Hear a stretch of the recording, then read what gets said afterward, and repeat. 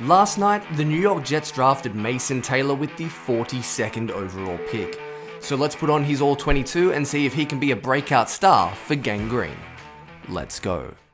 What is going on, everybody? It's Luke here in the Jets film room, and today we're evaluating one of the newest members of the New York Jets, and that's Mason Taylor. He's the tight end out of LSU. He's their program's leader in receiving yards all time at the tight end position, so you understand why the Jets drafted him.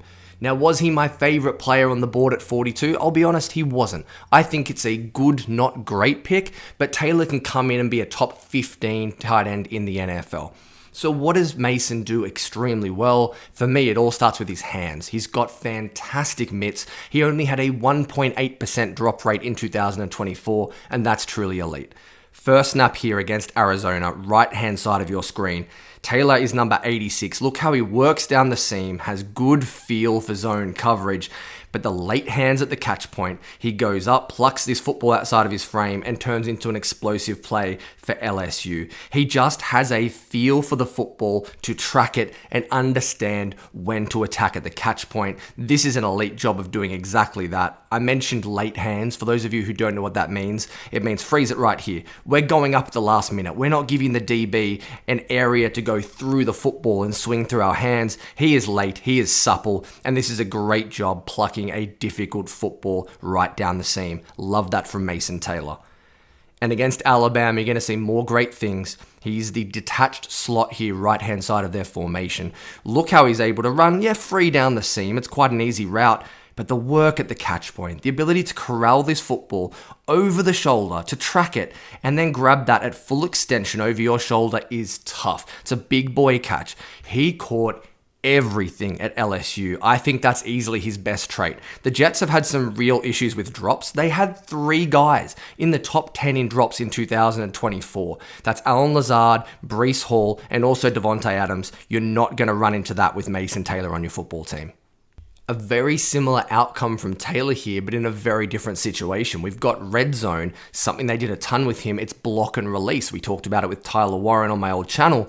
Here he is, left-hand side of the formation. Look how he goes into block. He sells it, gets enough separation from this zone corner. But look what he does at the catch point, guys. It's a theme. Again, tracking it, over-the-shoulder basket catch. He can do that all day long. Is he the guy that you can line up against man coverage and say, go and beat him on third down? No, he's not. But he does this stuff at a really high level, and that's what the Jets coveted about Mason Taylor. So I just mentioned, not a man beater, but great feel against zone. He's going to be used in these kind of situations. Again, you're going to see against the Gamecocks. This is a block and release from number 86. Sell the block, get out in your pattern, gets the football, and he rumbles after the catch. One of my biggest grievances, I don't think he's a tackle breaker. He's going to get probably a median amount of yards after the catch, that average point. I don't think he's ever going to excel, but he can do enough without breaking tackles with short area quickness. But you're going to see the Jets utilize him in line, these block and release type looks. He can do this all day long. I like that area of his game.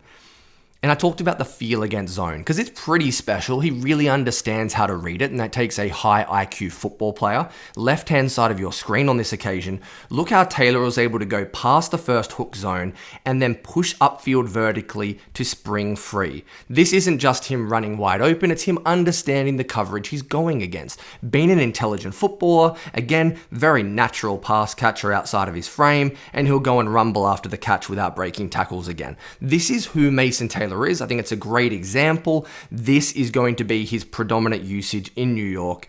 Beat zone coverage, understand the soft points, and just catch everything. Be a quarterback's best friend, man. Now, you want to talk about great feel against zone? Look on this occasion how he pushes vertically up the field, then snaps off this sail route and has so much space. Now, not great coverage with inside leverage here from the defensive back, but Mason Taylor just understands how to open it up. He gets football. He obviously has a very famous father who played here for a little bit. He's brought up in a football household. He's a football lifer, and it comes across on his tape, as I mentioned, especially in these zone coverage packages.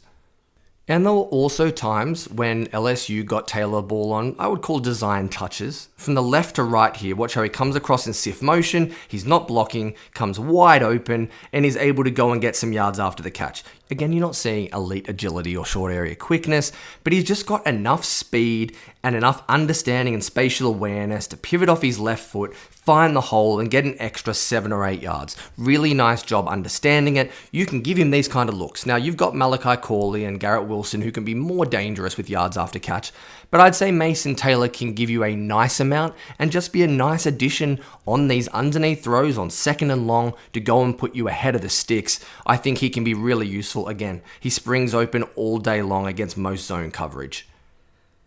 Now, what about as a blocker? I would say he'd be best described as average to serviceable. I think that's who Mason Taylor is right now. He's got a 6'5", 250-pound frame. My comp for him is Hunter Henry as a pass catcher, just doesn't have the blocking of Henry yet. So right-hand side, look how Taylor has a stalemate. He's able to hold up the linebacker just enough, open up a bit of a lane. Now, he's not going to move people. He's not going to be aggressive at the point of attack. He's going to be okay. He's not going to be a liability, and that's enough for the Jets right now. It's just another reason why I didn't love the pick. I thought he was just a really nice selection.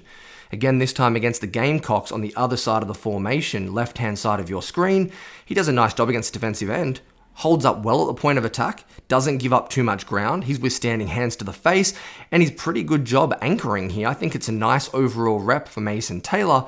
He's just not going to move people. He's just going to try and hold that point and be a wall and try and, just get in the way of defensive players at the line of scrimmage. I think he's going to be okay. Just don't expect him to excel. And last example, going back to the Ole Miss game, he's fine.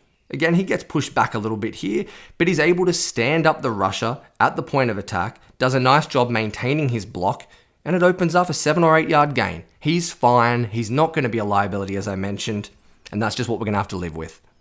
So there's a really quick review on former LSU, now New York Jet tight end, Mason Taylor. You can tell football runs in his bloodline. He's got great feel against zone. I love the hands, and I think the blocking is adequate. He's not going to be a man coverage beater. He's not going to be one of the best 5 tight ends in football, but I think he brings a nice improvement at the tight end position.